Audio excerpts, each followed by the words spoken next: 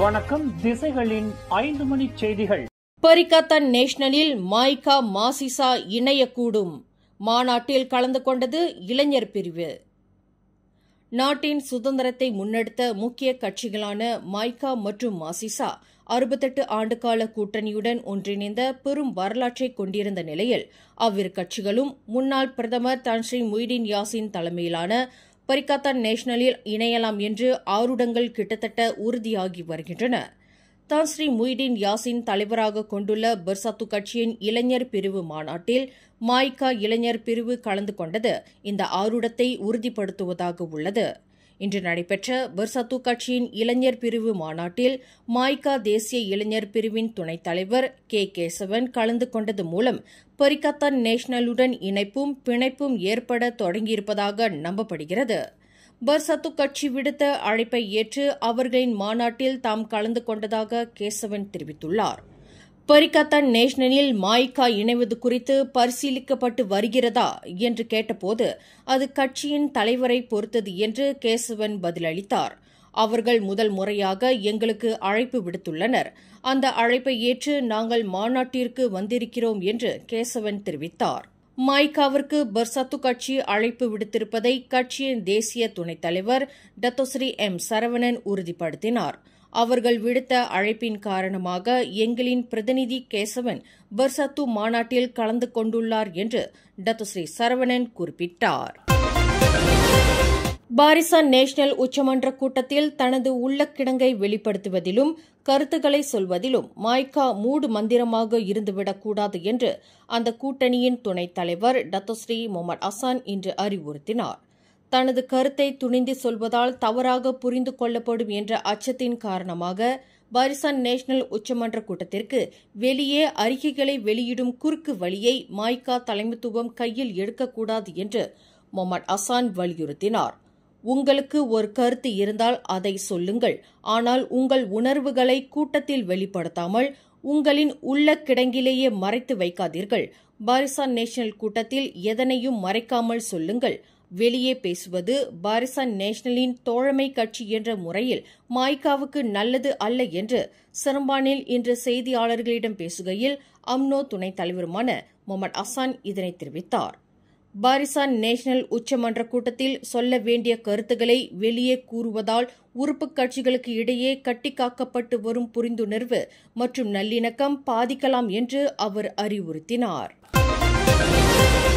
அண்மையில் காஜாங்கில் 3 மாடி பங்களா வீட்டில் விலை உயர்ந்த பொருட்கள் காணாமல் போனது தொடர்பில் கைது செய்யப்பட்ட உயர் போலீஸ் அதிகாரி மற்றும் போலீஸ்காரர்கள் தொடர்பில் எஸ்ஓபி நடைமுறை பின்பற்றப்பட்டதா என்பது குறித்து விசாரணை செய்யப்பட்டு வருவதாக சிலாங்கூர் மாநில போலீஸ் தலைவர் ஷஹாலி கஹார் தெரிவித்தார். கைது செய்யப்பட்ட அந்த போலீஸ் உயர் அதிகாரி மற்றும் போலீஸ்காரர்கள் விசாரணைக்கு பின்னர் போலீஸ் ஜாமீனில் விடுவிக்கப்பட்டுள்ளனர். ஓம்ஸ்டே வீடாக பயன்படுத்தப்படும் அந்த பங்களா வீட்டில் சோதனை என்ற பெயரில் போலீஸ் குழு ஒன்று வீட்டின் பொருட்களை அலசி ஆராய்ந்துள்ளதாக கூறப்படுகிறது. அலங்கோலமாக கிடந்த தனது பங்களா வீட்டின் பொருட்களை சரிபார்த்ததில் பல்லாயிரம் ரிங்கெட் பெரும்பாலும் உள்ள விலை உயர்ந்த பொருட்கள் காணவில்லை என்று அதன் உரிமையாளர் போலீசில் புகார் செய்துள்ளார். இதனைத் தொடர்ந்து ஓர் உயர் போலீஸ் அதிகாரி மற்றும் சில போலீஸ்காரர்கள் கைது செய்யப்பட்டுள்ளனர். சபாவைச் சேர்ந்த 1ஆம் படிவ மாணவி ஜாரா கைரினா மகாதீர் மரணம் தொடர்பாக தற்போது நடைபெற்று வரும் மரண விசாரணை முடியும் வரையில் புதியதாக வேறு யாரையும் நீதிமன்றத்தில் குற்றஞ்சாட்ட உத்தேசமில்லை என்று சட்டத்துறை அலுவலகம் தெரிவித்துள்ளது.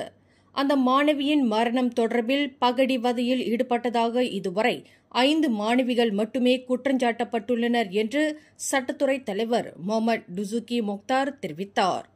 இந்த 5 மாணவிகளை தவிர வேறு யாரையும் குற்றச்சாட்ட தற்போதைக்கு சட்டத்துறை அலுவலகம் உத்தேசிக்கவில்லை என்று கொத்தபாருவில் செய்தியாளர்களிடம் பேசுகையில் முகமது டுசுகி இதனை குறிப்பிட்டார்.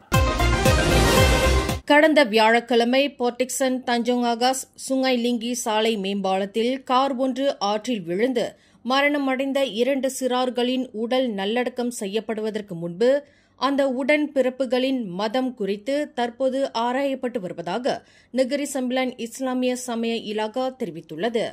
அந்த 2 சிறார்களும் இஸ்லாமிய மதத்தை சேர்ந்தவர்கள் என்று உறுதி செய்யப்படுமானால் அதற்கேற்ற முறைப்படி 2 சிறார்களின் உடல்களும் நல்லடக்கம் செய்யப்படும் என்று சமய இலாகாவின் இயக்குநர் முகமது அஸ்ரி அப்துல்லா தெரிவித்தார். ஒரு பெண்ணுடன் கைது செய்யப்பட்டு தற்போது தடுப்பு காவலில் வைக்கப்பட்டுள்ள அந்த சிறார்களின் 46 வயது தந்தை அளித்த வாக்குமூலத்தை போன்று அந்த சிறார்கள் இஸ்லாமியர்கள் என்பதற்கு கிளாந்தானில் எந்தவொரு பதிவும் இல்லை. எனவே அந்த சிறார்களின் சமய அந்தஸ்தை ஆராயும்படி சமய இலாகாவை போலீஸ் துறை கேட்டுக் கொண்டுள்ளதாக முகமது அஸ்ரி குறிப்பிட்டார். பயணிகளை ஏற்றிச் செல்லும் PSV லைசன்ஸின்றி இலங்கை பிரஜை ஒருவர் பேருந்து செலுத்தியதை சாலை போக்குவரத்து இலாகாவான JPJ கண்டுபிடித்துள்ளது. பேருந்தின் சாலை வரி காலாவதியான நிலையில் காப்புறுதியின்றி பயணிகளை ஏற்றிச் செல்லும் பேருந்தை 30 வயது மதிக்கத்தக்க இலங்கை பிரஜை செலுத்தியது JPJ அதிகாரிகளை அதிர செய்துள்ளது. நேற்று கோலாலம்பூர் கில்லான் கூட்டரசு நெடுஞ்சாலையில் ஷாலாமிற்கு அருகில் அந்த பேருந்துடன் அந்த இலங்கை பிரஜை பிடிபட்டதாக ஸ்லாங்கூர் மாநில JPJ இயக்குநர் அஸ்ரின் பொர்ஹான் தெரிவித்தார்.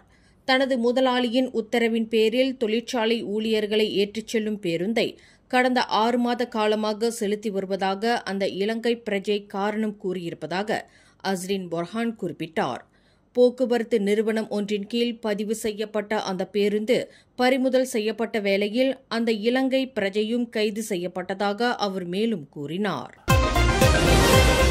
தனது உடலில் ஏற்பட்டுள்ள பிணியை போக்குவதற்கு உதவுவதாக கூறிய போமோ ஒருவரிடம் மாது ஒருவர் 1,03,000 ரிங்கிட்டை இழந்துள்ளார்.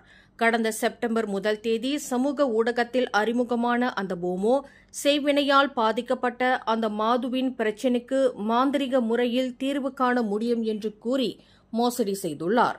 முட்டை மற்றும் உப்புவை பயன்படுத்தியே அந்த செய்வினை அகற்ற முடியும் என்று கூறி பூக்காவ் முறையில் அந்த மாதுவை தனது கட்டுப்பாட்டிற்குள் கொண்டு வந்துள்ளதாக சம்பந்தப்பட்ட மாது தனது போலீஸ் புகாரில் தெரிவித்துள்ளார் என்று ரொம்பின் மாவட்ட போலீஸ் தலைவர் ஷரீப் மொண்டோல் தெரிவித்துள்ளார். தன்னை அறியாமலேயே அந்த போமோ கேட்ட ரொக்க பணத்தையும் நகைகளையும் ஒப்படைத்து தாம் மோசம் போனதாக அந்த மாது தனது புகாரில் குறிப்பிட்டுள்ளார் என்று ஷரீப் மொண்டோல் குறிப்பிட்டார். மேலும் செய்திகளை தெரிந்து கொள்ள கீழே இருக்கும் பெல் பட்டனை அழுத்துங்கள். உங்கள் மகிழ்ச்சியை வெளிப்படுத்த லைக் மற்றும் ஷேர் செய்யுங்கள். தொடர்ந்து திசைகளோடு இணைந்திருக்க சப்ஸ்கிரைப் செய்யுங்கள்.